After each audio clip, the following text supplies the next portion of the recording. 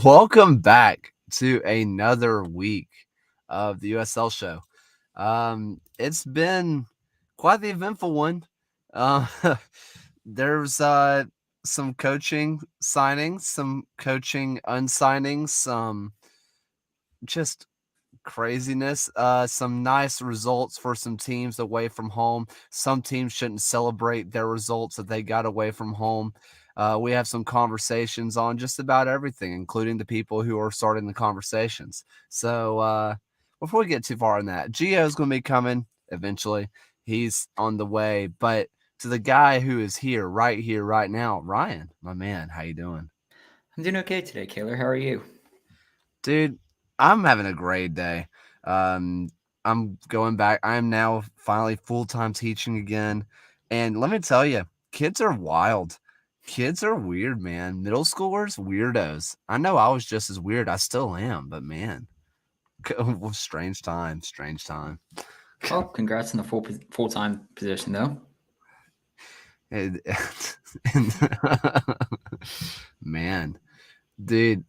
By the way, since Andy brought up, what makes for people who only listen to the podcast version of this and don't watch the live stream, you're missing out because Ryan at least once or twice an episode looks into like the eye of God. What's going on there?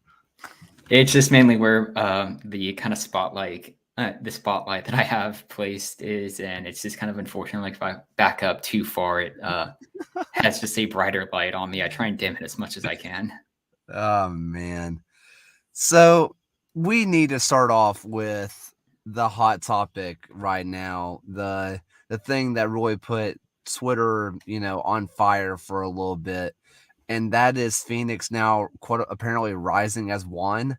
Juan Guerra signs for Phoenix on a transfer kinda thing.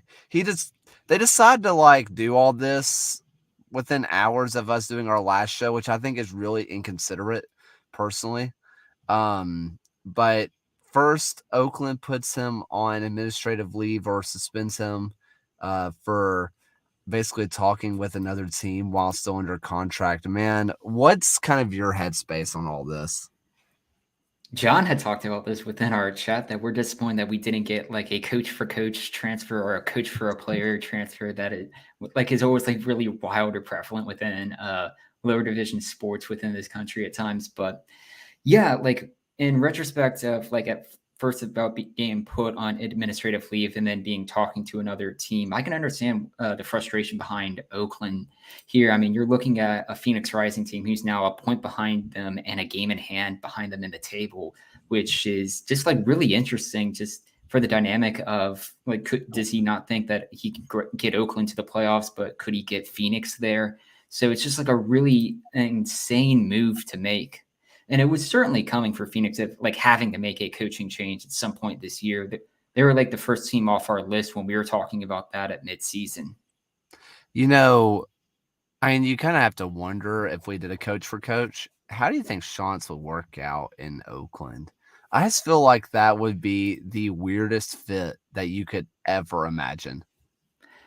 Yeah, I think it'll be interesting to see where Shantz potentially lands as his next place. But yeah, you got to feel for the Roots right now. Of just like they were, by all accounts, having a season that was like trying to get back into the playoffs. They're still 4 points back, especially when you have El Paso and Los Dos dropping points in front of them. And especially with games in hand with these two teams, it's not out of the question to make the playoffs. It's just you got to feel for Oakland that it just seems like a really tough situation to go through. But this is 2 years of Oakland being in this situation, you Yeah. know? Like, they're always kind of on the peripheral, and then they make a big run. I don't know. I mean, you can't keep going through these coaching changes, but if Phoenix paid the transfer, which for undisclosed fee, that undisclosed fee always gets released, so I'm sure we'll find out eventually. But I don't know. It just seems weird, man. Like I obviously for Oakland, you can't keep a coach that doesn't want to be there. But if you're Phoenix, why one? I don't. that one seems like a weird fit to me as well. Yeah, like it'll be interesting to see just kind of how the rest of the season plays out. But if a coaching change was going to occur, it's like curious to make it at this point within the season, unless you really think Juan is going to be the person to bring you into the playoffs. Yeah. But, we do, because we'll continue this conversation just a little bit. And if anybody has any kind of thoughts on it in the chat, I mean, let us know. But, we do have some, we do have some stuff that's pretty exciting. And that is the man with the best hair in the USL is officially back. Gio, what's up, man? Dude, you're muted. You come back, I messed it up. Can you hear me? you leave for like 2-3 I weeks, know. and you I mute know. yourself. I am so sorry. It's been a while. I'm rusty. Man, how you doing? How you I'm doing? good. Good. I've been busy with work and family and soccer, but I'm happy to be here. I got the kids to bed and I ran down here to join you guys, and then my computer decided it didn't want to work, but we got it going. And you're in a Man, car.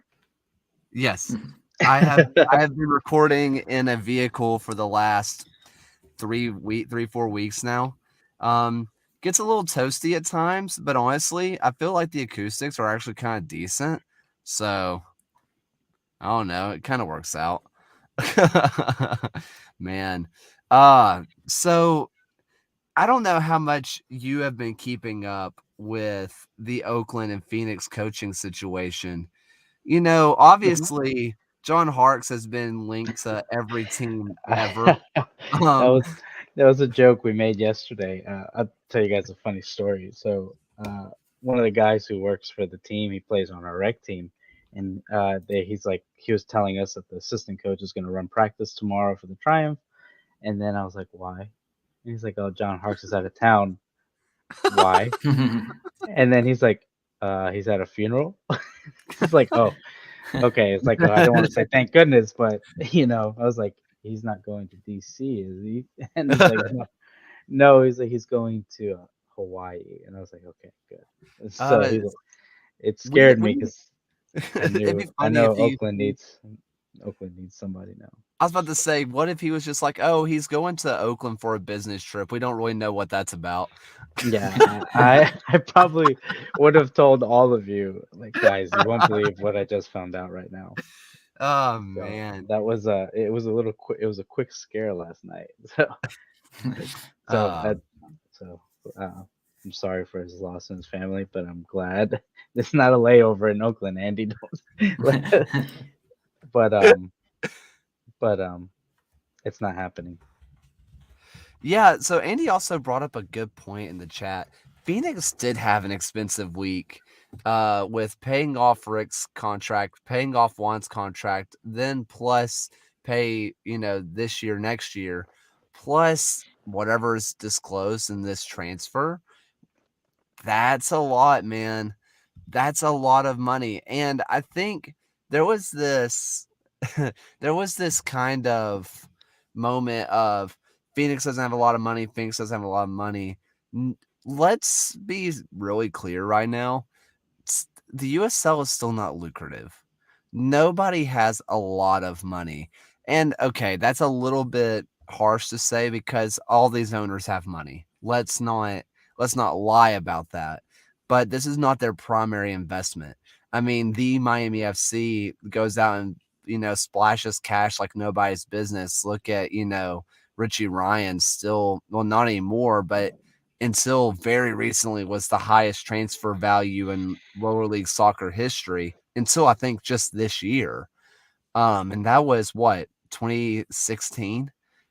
The Miami splashes cash like nobody's business. That is their owner's just side hustle. He doesn't even think about it. He just writes checks and leaves. You know, but Phoenix has been more willing to splash the cash than most teams. You can see that with the investment in players, in field and training facilities. They are more likely to splash the cash than almost anybody else in the USL. I think a lot of people are surprised by what Phoenix did, but if you look at them compared to the rest of their market, it's not a surprise at all, at least not to me. And you're also looking at a Phoenix team whose expectations is certainly better than 10th in the Western Conference. I mean, this is a team that you would expect year in and year out to be among the best teams with not only just their conference, but within the league. This is a side who like routinely makes appearances within the USL Cup final. And if they're going to have this expectation, there's also the expectation of you're going to kind of spend and keep up with that amount of just kind of levels of just what you think your club deserves.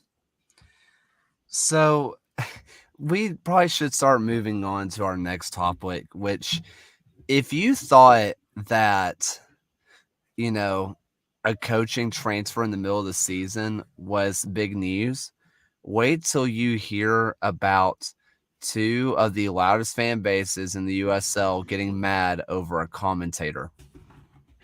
Listen, I Detroit City commentator, which if people don't know, if people are, because we do have several outside of the U.S. listeners and whatnot, every single broadcast that's shown on ESPN and I think on YouTube, if you're still outside of the country, those are the local broadcasts. So this was a local Detroit City broadcast, someone who's been around the club for a while.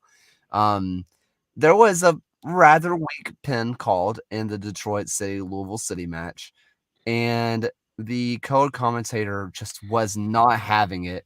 And instead of having a pop at the refs, instead of having a pop at a player for going down soft, he gets really mad at the fans for celebrating their team scoring. Listen, the commentary is still going on Twitter right now. The people are still, the streets are on fire right now saying, you guys are soft, you guys are soft, you guys are stupid. This guy should never be on TV ever again. This wild stuff. Do you guys have any opinions on it?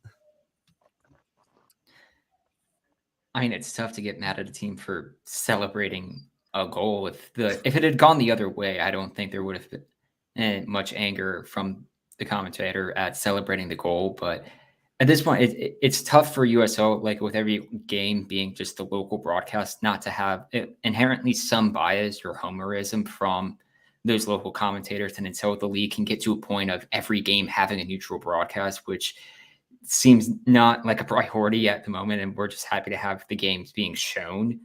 It seems like that's something that's just we have to kind of deal with within the league.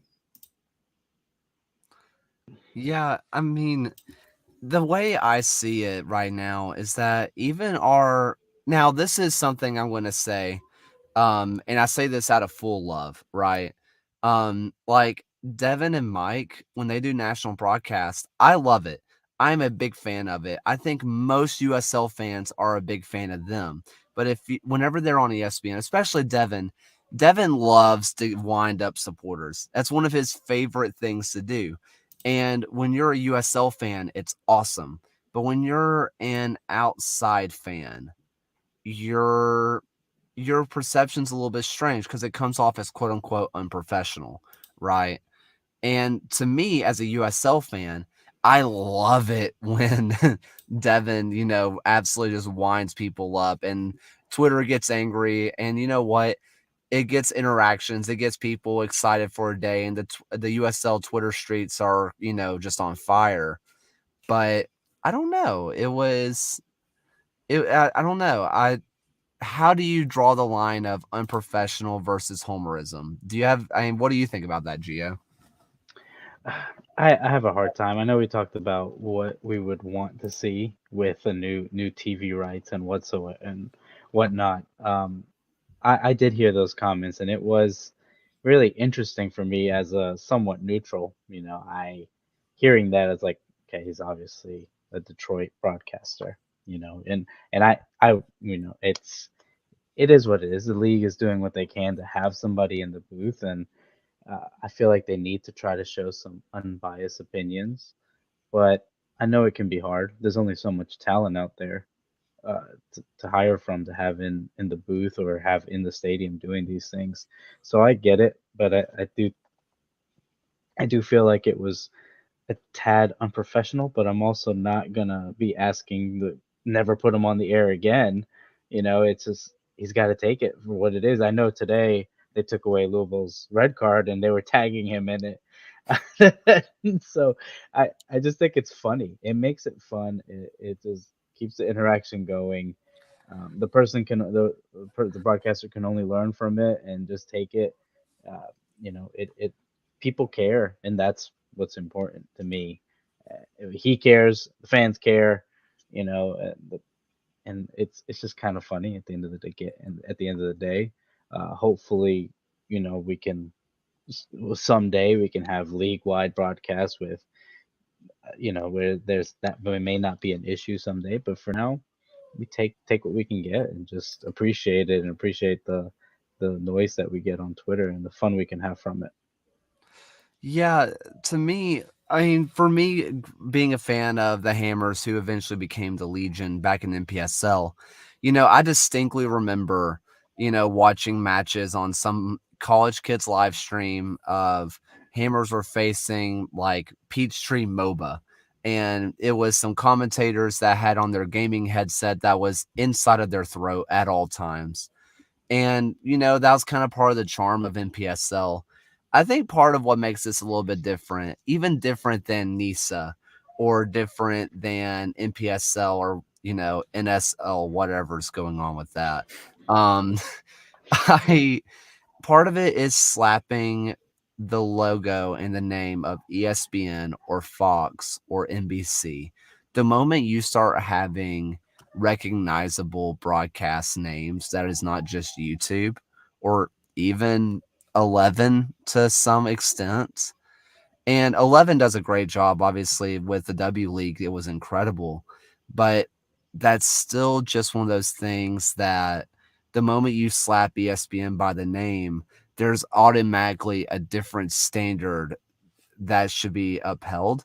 And I think that for local fans, it's great. I know for Legion's local broadcast, they do a really interesting job, and it's something that Blake, our like main commentary, has talked about.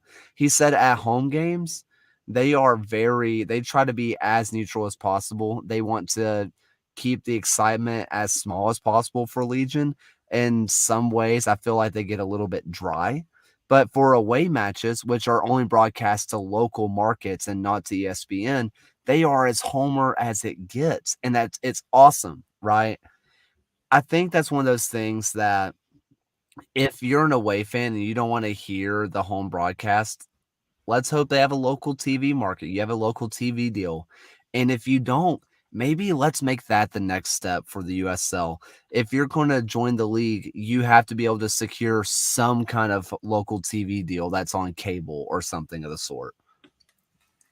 I think one of the big things that we should at least look at with this ESPN deal is oftentimes for people who are watching are either the neutrals or fans of the road team. If you're, or especially at this level, if you're basically a fan of Detroit or a fan of Louisville and your team's playing at home, odds are you're likely at that game and not watching the stream there. So it's almost the expectation of those road fans, those neutral fans, are the ones who are tuning in to watch the game and may not appreciate the homerism to it, as you say. And this isn't just USL. MLS, within their TV deal, is oftentimes you have one team's broadcast over the other, whether that's on Bali Sports or Yes Network for NYCFC or whatever. But they at least brand that as this is such and such his team's broadcast and not as so much a neutral broadcast. For sure. Moving on from that topic, we did have another coaching hire, and this one's pretty big. This one was kind of slipped to a few of us early, which was really exciting. But we have Tab Ramos to Hartford, which Hartford has been sneaky about getting these really big signings and then just disappearing. Like, I remember, Twitter, the streets of Twitter were in flames when Corey Hertzog signed, and then he disappeared, and then he gets released, and now he's with Omaha. I don't see Tab Ramos going to Omaha personally. And again, I said the same thing about Corey Hertzog, so I don't know. But Ryan, what do you have on this coaching pickup? I think it's interesting. Tab Ramos is obviously pretty decorated within the United States men's coaching hierarchy, and then he had I guess you could call it a somewhat unsuccessful 2 years with the Houston Dynamo in 2020 through 2021. But it's interesting. That's a really major hire within U.S. soccer to come into Hartford and actually try and want to build a team. And if he can at least bring that experience, bring that kind of connections and talent, Hartford could become a pretty decent side starting next season. Yeah, I feel the same way. I think it's a huge signing. Similar to when Greenville got Harks, but except I feel like Ramos is more in his prime than Harks was when we signed him. So it's a big name in U.S. soccer, big player, has connections with U20 players, and before he went to Houston, I was a big fan of his to coach the national team or have that opportunity, or at least to be an assistant coach, because I felt like he motivates his players well. So him going to Hartford was surprising, but also really exciting for the league. Something small, I guess small, that I think is going to, if he can really exercise these connections to the fullest, this could be big for the league as well. For the reason of if USL sticks with ESPN, especially now that MLS is moving to Apple Plus, obviously they are looking for someone to fill in those those normal primetime spots now. I with Hartford right down the road from ESPN headquarters, less than like 15-20 minutes away, that's an easy trip for ESPN to send down their, one of their guys, one of their broadcast people. It's to me, this is one of those things that we can really point at and say maybe this is really good for the league, because now to ESPN this is even more marketable to have a guy like this close into their own backyard. Maybe we get, head coach of the USL in studio in Hartford, Connecticut. Is that likely? I don't know. But with a gap in the US market and the US World Cup coming up, could be massive. To Rob, I am not in the back of a police cruiser. This is just my own vehicle. And as for Philip says, as big of a deal when we found out about Tim Howard starting a team being starting goalie a few years ago. Granted, I am the worst person to ask anything about Memphis for obvious reasons. But I know a lot of people who, even in Memphis land, they were excited about the name, but they were also like, he was bad with Colorado. He was bad in his last season. He was getting standing ovations because he was Tim Howard, but not because he was good. So I feel like it's a little bit different, just a little bit different. But, we've done a lot of talking, a lot of chit-chatting, and I do want to hear some shocks and no shocks. Let's kind of roll through them pretty quickly, though. Let's start off with Gio. You haven't been here for one of these in a while. It's been a little while. It has been a little while. Trying to. I'm shocked we did not draw. Greenville did not draw Tucson the other day. I stayed up late for that game and I was exhausted, and I really thought they were going to draw again. Um, and I was really nervous because Omaha has been playing really well. They're catching up to us, and Richmond came back and tied, I believe. Um, so I was shocked that we were able to hold on to that 1-0 lead with all the injuries that we had. We have new signing Derek Weldeck formerly from North Texas FC, um, or SC from MLS Next. So having a new player just thrown into the starting lineup, I was worried, but I'm glad we got that win. Just kind of bringing up League One, it's kind of funny that Tim Howard was brought up earlier with Legion playing in Memphis recently. There was one of my favorite like heckles and banter I've ever heard in my life still comes from the 3-0 win Legion had back in 2020, I do believe. And it was some fan after during halftime got like right down beside Tim Howard, yelled at him and said that something along the lines of, "This isn't working out for you. If you need to go down a league, Forward Masson needs a new gimmick." And Well, and you know what? That still might be true. Actually, they did get a decent win recently, so good for them. I think that was one of the picks that I shouldn't have been confident in, but I was. Ryan, what are some shocks or told you so's? I think as we're still kind of mentioning Memphis, we should definitely talk about Birmingham's 4-2 victory over 901. I know you're probably very excited to discuss that result. And it was a Birmingham team who is now just 1 point behind Tampa Bay in the standings at the moment and looking very close to kind of climbing into this race for a top 2 spot in the conference. Yeah, this was a match that was really interesting in person. I did make the trip up to Memphis. I just, for some reason, I had a feeling that this would be finally the time that Legion would get their first win in Memphis. And I'm glad I made the trip. But the first goal that Memphis had was a breakaway, and it looked like Alex Granali kind of whiffed on a goal, but I can't tell if he whiffed or he was called off on a miscommunication. I don't know what happened there exactly. But if you go back and watch that match, it was all Legion the entire time. It's been a long time, maybe ever since I've seen a Legion team dominate that much from start to finish. I know they gave up 2 goals, but even then, 4 goals against a great opponent in 901, and that hurts for me to say that they're a great team, but they are. Um, I think that Memphis really had a lot of their flaws showcased, and it's that their defense is still not that good. They can't handle a high press, and we saw that against Louisville City as well, where they just could not handle a press that well. Granted, not many teams in the USL can, but Memphis, that seems to really be their Achilles heel. And Legion, that's the way they've been playing lately. That's the way that they've been succeeding. So to me, that's not a real shock that the result happened. I mean, I would say I'm borderline shocked at the result just because Legion had never won in Memphis before. But I felt like if there's any year that Legion were going to be able to win this match, it did feel like it was going to be this one.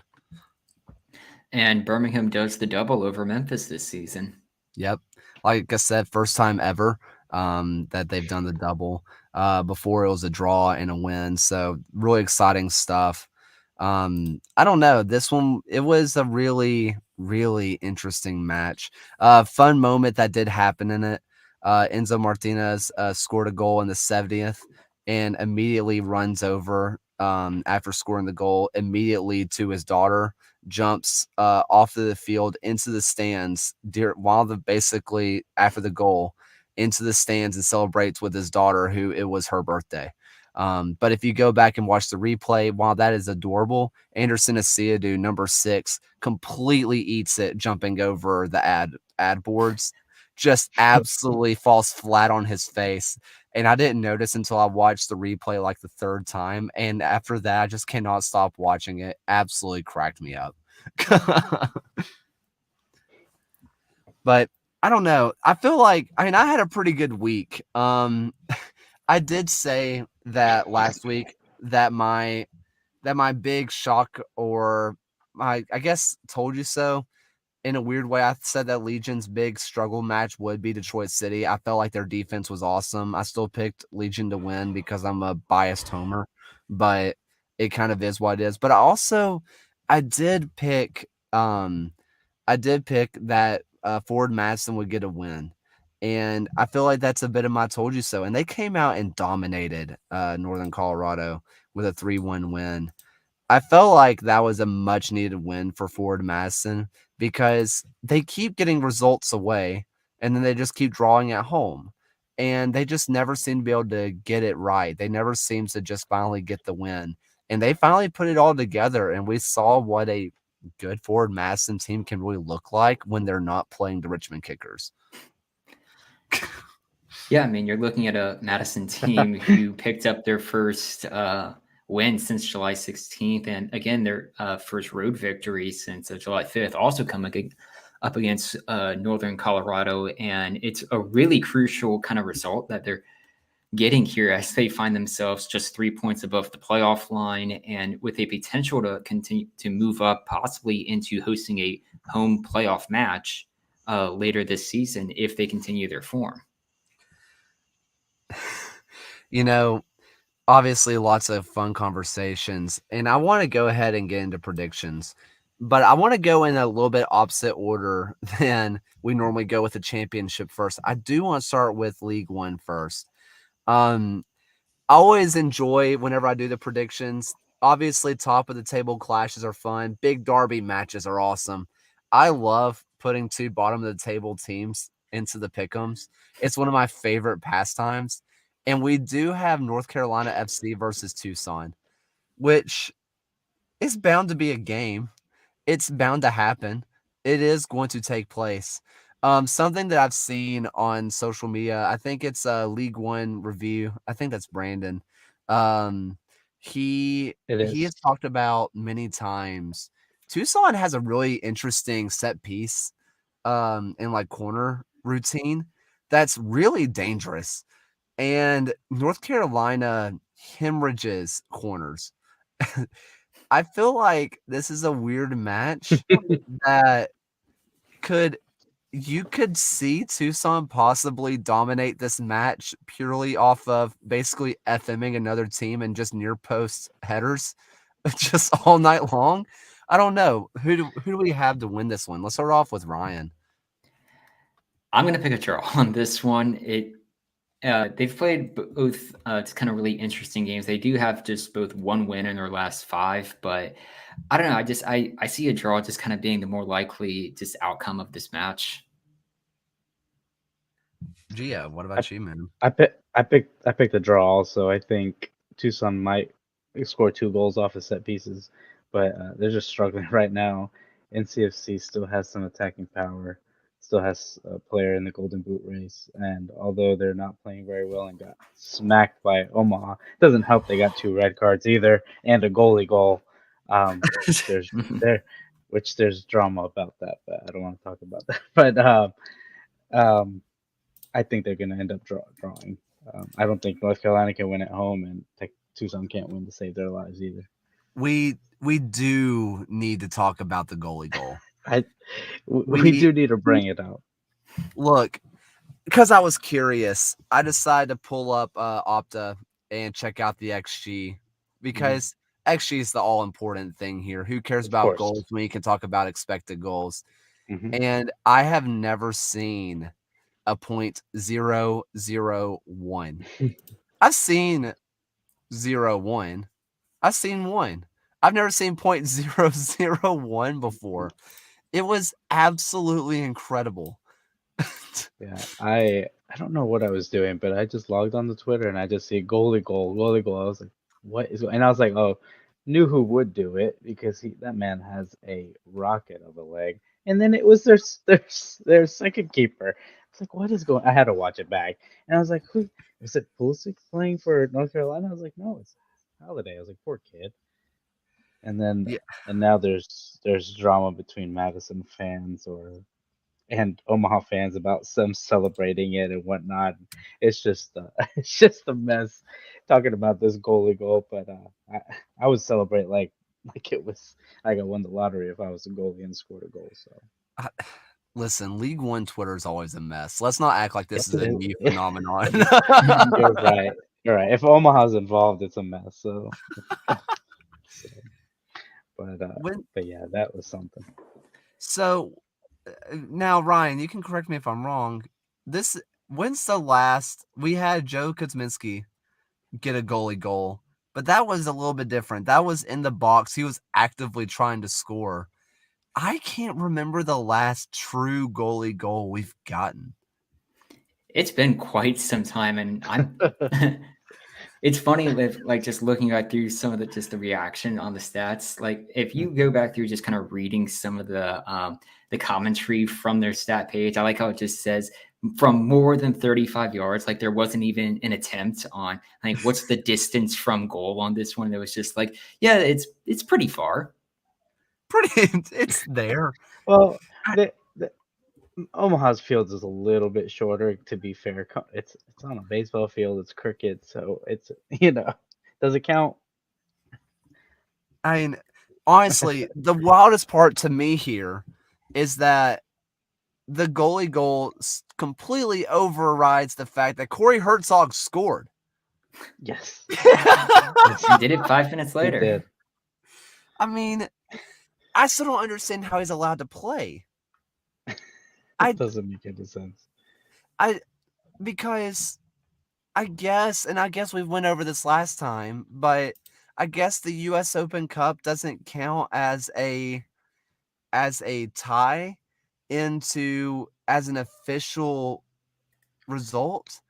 Or as an official, I don't know, because he played against Union Omaha and then he played there. He scored for Des Moines. And then in USL play, he played for in league or in the championship and now League One. My question is, and the only reason maybe he's not allowed, and somebody can do some deep diving, or maybe we could just ask him, I don't know. But was he ever put on the League Two roster? I wonder if that's the difference. If he was only on the US Open Cup roster. And if so, how in the world is that allowed?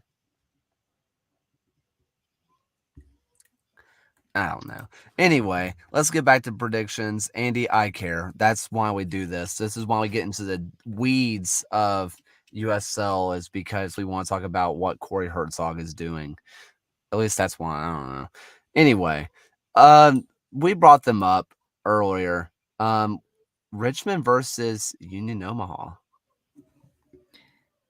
It's really interesting just like looking at both of these teams, and it's an Omaha team who's like just as Gio had said at the start of the show, he's like just very quietly climbing their way back up the table and still 2 matches in hand over Richmond and Greenville at the moment. And this is an Omaha team. If they win both of those, they could go top of the league. I'm gonna take Richmond to still kind of win this game and in this kind of really good run of form that Omaha has been on, but it's going to be a very tough out for Richmond to do. I am also going with Richmond. I think Richmond at home is a really good team. They're getting a lot of their players healthy. They have proven goal scorers. I think has one of the best defenses, if not the best, in the league right now, and they have a good run. Their last loss was against Greenville at home, um, and so it's been well technically US Open Cup, but um, the last league loss was against Greenville at home. So, but I think they're going to lose away and lose the streak. Believe it's an 11-game unbeaten streak against Richmond. This is a really important game to get that 1 and 2 spot. But I think Richmond will pull away a little bit. Yeah, I mean, these two teams have already played before on May 14th, and it was a draw at home for Richmond. But you mentioned Richmond's home record, not including the U.S. Open Cup, because as we just talked about with Corey Herzog, doesn't matter, doesn't exist. Um, no one tells Sacramento fans. Um, I they've only lost 2 matches, I believe, all year, or is it just one? Um, with or it's two because they lost to Ford Mass and they lost to Greenville. Other than that, they are they've dominated at home. It's not even just scraping by wins. They dominate at home. I think Union Omaha obviously is a great team. But Richmond at home's another beast, and especially with this basically, even though because Union Omaha still has matches in hand, this is essentially a battle at the top of the table.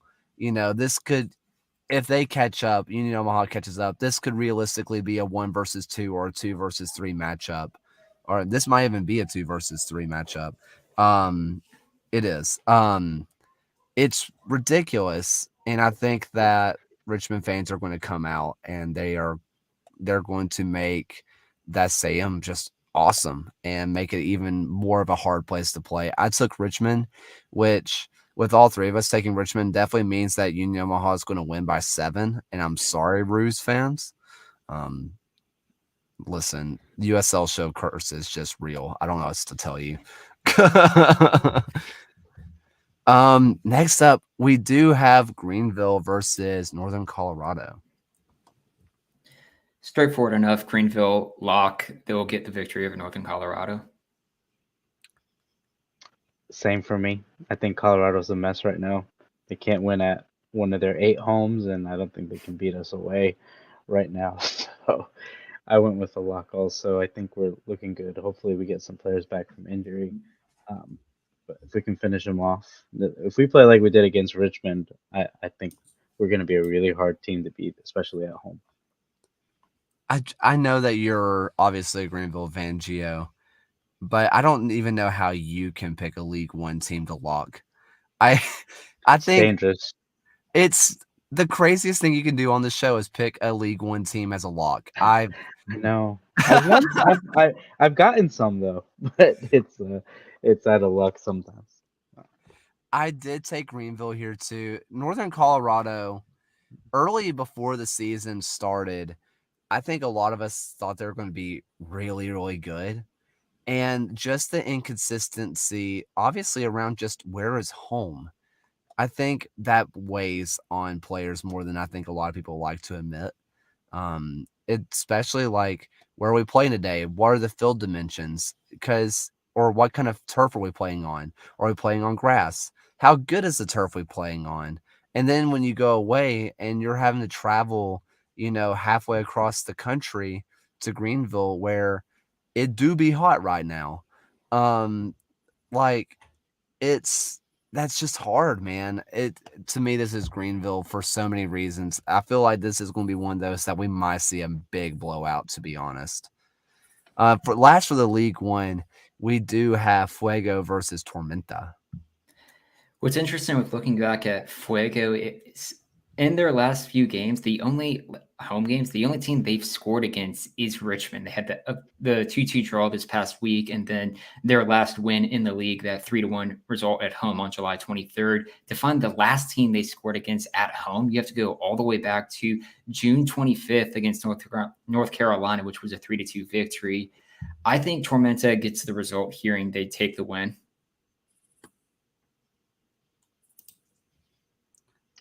I also went with Tormenta. I think they're a good team.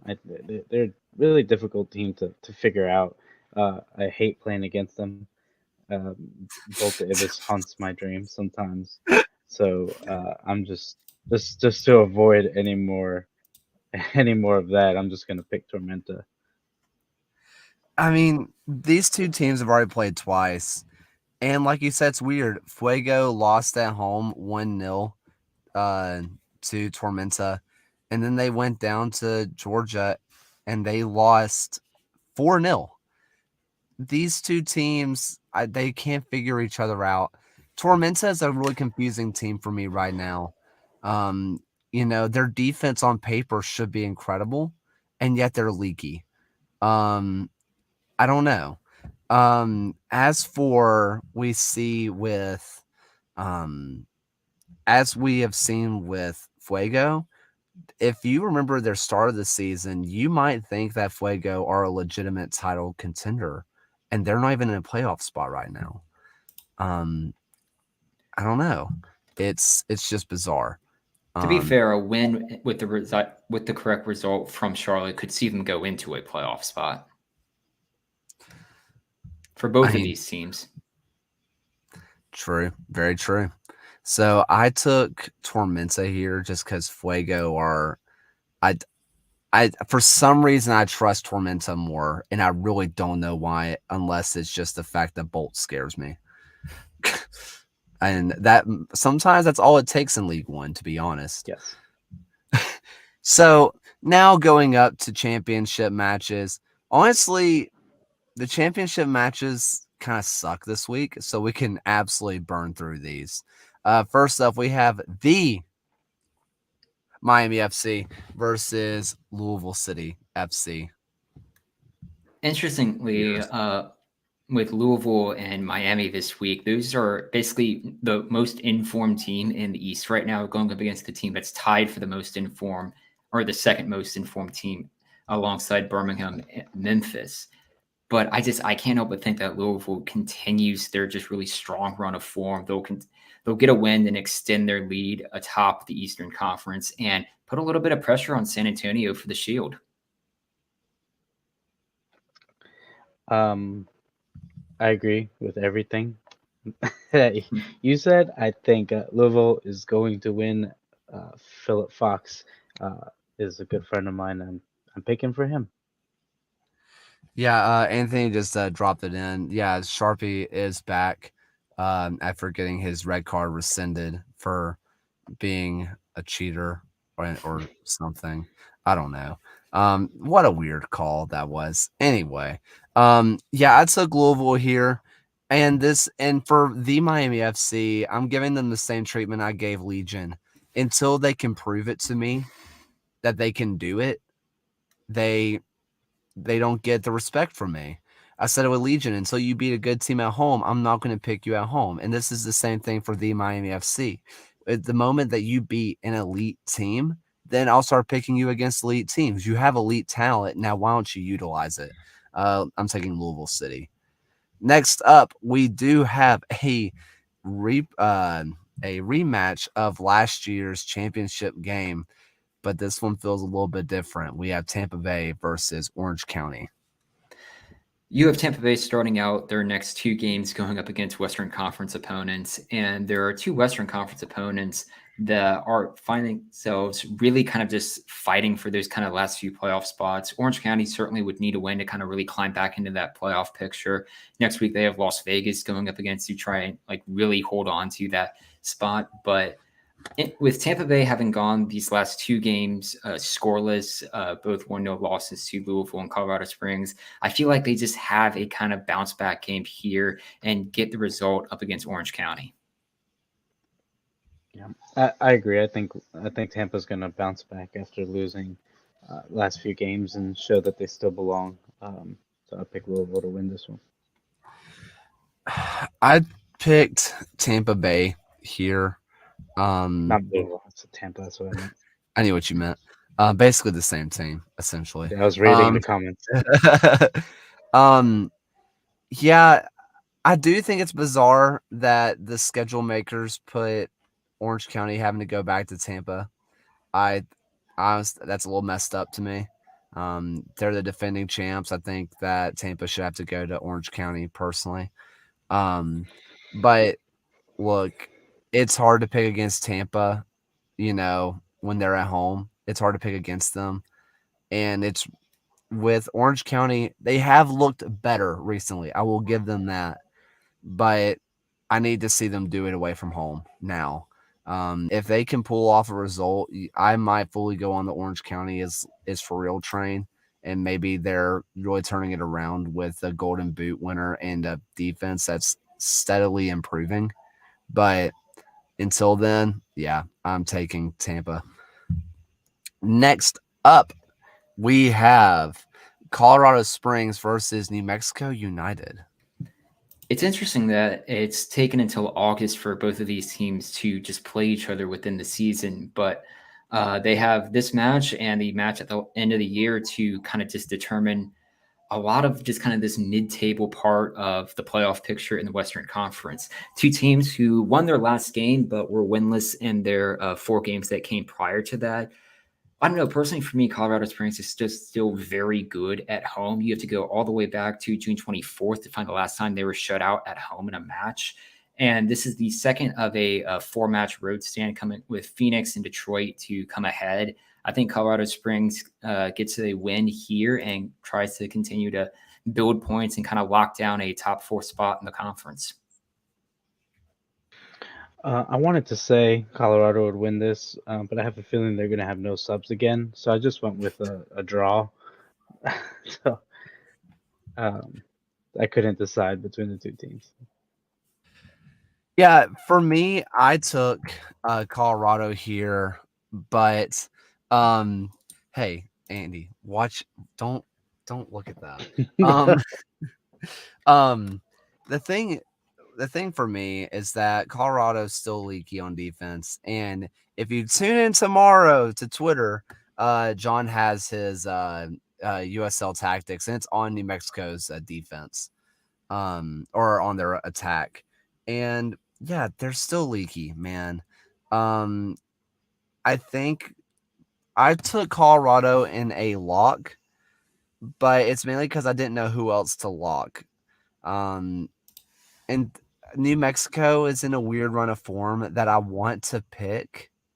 I really want to pick. I want to pick New Mexico eventually, but they keep running just like El Paso. They keep running into really good teams, and I just can't yet. So I'm taking Colorado. Next up, speaking of teams that need to get it right, we have El Paso versus Phoenix.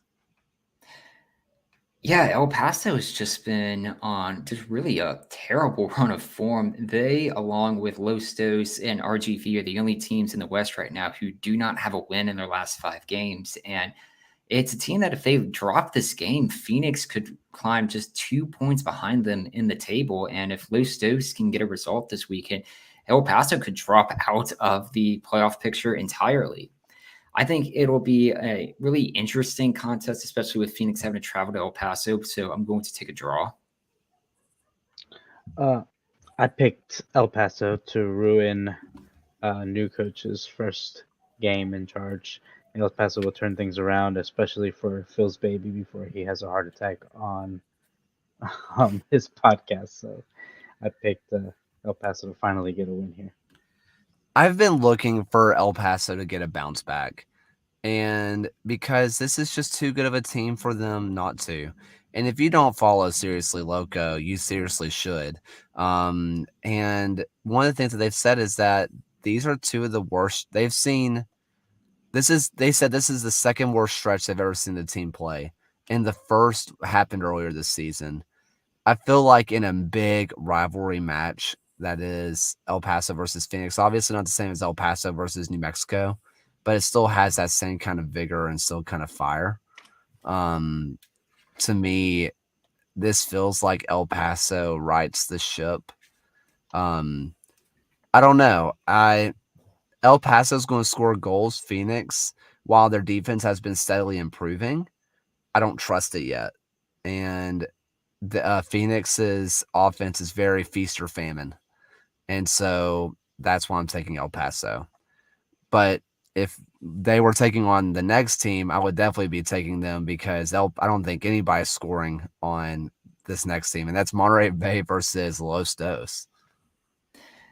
A Monterey Bay team which has quietly, and I mean very quietly, like Union Omaha, is kind of moving back into a potential playoff spot. If they get a win here, they are just 2 points out of a playoff picture, out of the playoff picture, and they would go in front of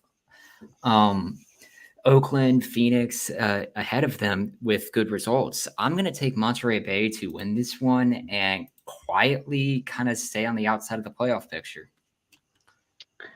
I had a hard time picking between these two teams, so I picked a draw. Probably a likely result, to be honest. This, like you mentioned, if Monterey Bay gets all 3 points here, they go to 32 points. LA Galaxy is still on 33, and these are two teams that are on the hunt for this final playoff spot. I'm taking Monterey Bay here. I do think that Los Dos has attacking talent, but Monterey Bay is so hard to break down that maybe they bag one. They just all they have to do is get one because it's hard for me to see anybody getting one past them at this point right now. And then for the last match of these predictions, we do have an interesting one. We have a derby. I think this is Northern California. Let's get some geography. Geography is not always my best, but a Northern California derby with a team that is seems to be focusing on the cup, even though they have some time to get it right with Sacramento and a team that really has a lot to prove right now in Oakland. I had originally gone with Oakland in picking this one, and just the more I thought about it, just with the entire situation with Herrera leaving the club and Sacramento really needing to start kind of build momentum towards the cup and pick up some decent results within the league to kind of go into that cup final with with more confidence in their play. I mean, you're looking at a Sacramento club who's only had 2 wins in their last 5 games and just 1 win in their last 4. Or I think Sacramento really tries to make a statement here and get a win that could send them into the top 4. I'm picking Sacramento. I want to give them all the luck and all the energy so they can beat Orlando. So anything we can do to get them a good, get them positive streak going, I'm all for it. Sacramento. Hey, USL, do your part, delay the Lose City match. It's okay. We can do that. We're allowed to do that. Just, we could do an old baseball. We could do what baseball's doing. We could do a double header, have them play, someone else, 2 70-minute matches. They'll be fine. I don't know. They need to move that match. But I took Oakland here, and I've talked about this a couple weeks ago, maybe about a month or 2 ago. But if you look at, a lot of betting odds, right? If for professional sports, a lot of times when teams fire their coach or they lose their coach for some reason, Vegas really shoots the odds in favor of that team. You see it all the time because players feel like they have something to prove. Because part of the reason is that if a team is doing poorly and if coach is fired or in this case transferred, they no longer had the coach to blame to say, well, the coach wasn't utilizing me. They're a bad coach, whatever. Players have to come out with a different kind of fire. It's a derby match. I feel like fans are going to come out for this. And especially since their coach isn't there anymore, this feels like a match that Oakland is going to take advantage of because they have to. So I took Oakland here. But unless anybody else has any other USL thoughts going on in their head right now, I think that's it for the show. Any of y'all have anything that you want to get off your chest when it comes to USL related? All right. Well, let's go ahead and do some final thoughts. Ryan, what you guys for some folks?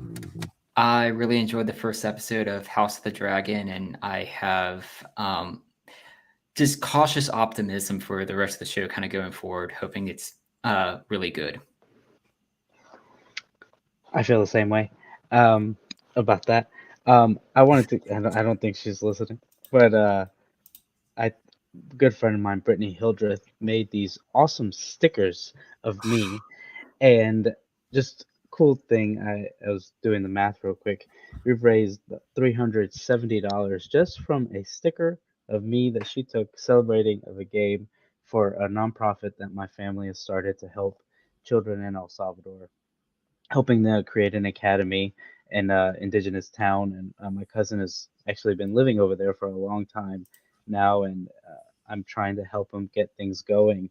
And something as little as a sticker has gone such a long way to help so many kids, and I'm excited to share more of that in the future. But I just love that all the friends that I've made.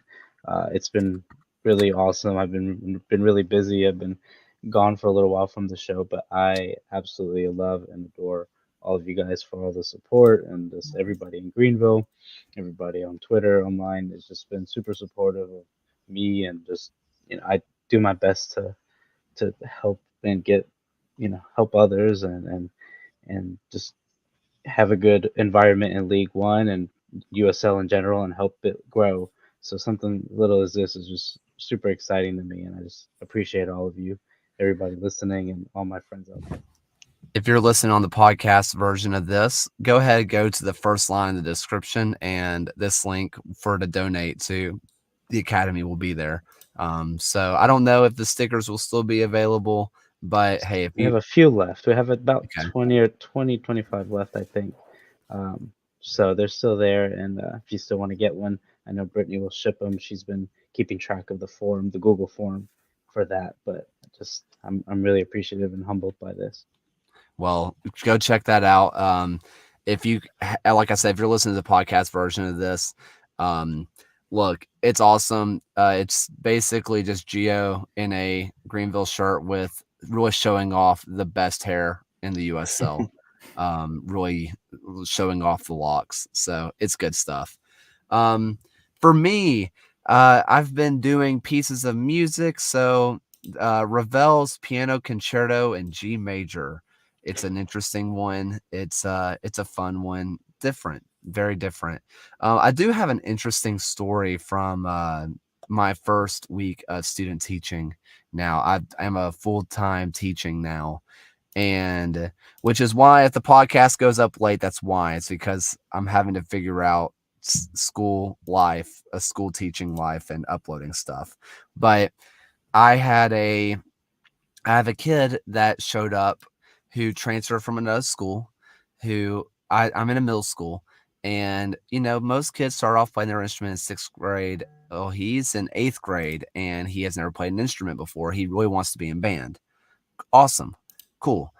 Let's go ahead and get him in. So we give him a euphonium and we're like, okay, let's play. And so the director said, hey, Kaylor, how about you take him off to this little practice room and you work with him? Cool. We can do that. So I go into the practice room. I get the room set up exactly how I want it. This is going to be great. This is the ideal teaching situation because, honestly, it's a really nice school, really good resources. And the kid sits down and I begin to introduce myself and whatnot. And the kid just kind of blankly stares at me. And I'm like, okay, what's going on here? And midway through the introductions and me trying to explain how to play, I thought he was a quiet kid. Kid does not speak a single word of English. Not a Spanish thing. No. Mandarin. He only speaks Mandarin. So my get me over Spanish was not going to help in this situation. I don't know how to speak Mandarin, so we spent about 30 minutes just mimicking each other, which I guess they say music is the only universal language. It's hard to teach music when you don't know the same language, but you know what is universal? Body language, babe. And we mimicked for about 30 minutes. It was awesome. But yeah, that's awesome. It was an interesting experience. If you've never tried talking to someone who only speaks Mandarin and you don't speak Mandarin, it is an experience. But yeah, unless anybody has anything else, that's all from me. And even though he is not here because of, also being a teacher, I feel like we do need to hear him. Let's go ahead and hear Alan's voice. Thank you for watching another episode of the USL Show. This and every episode is brought to you by the Beautiful Game Network. Find podcasts and other written work at bgn.fm. Once again, thanks for stopping by, and we'll see you guys again next week.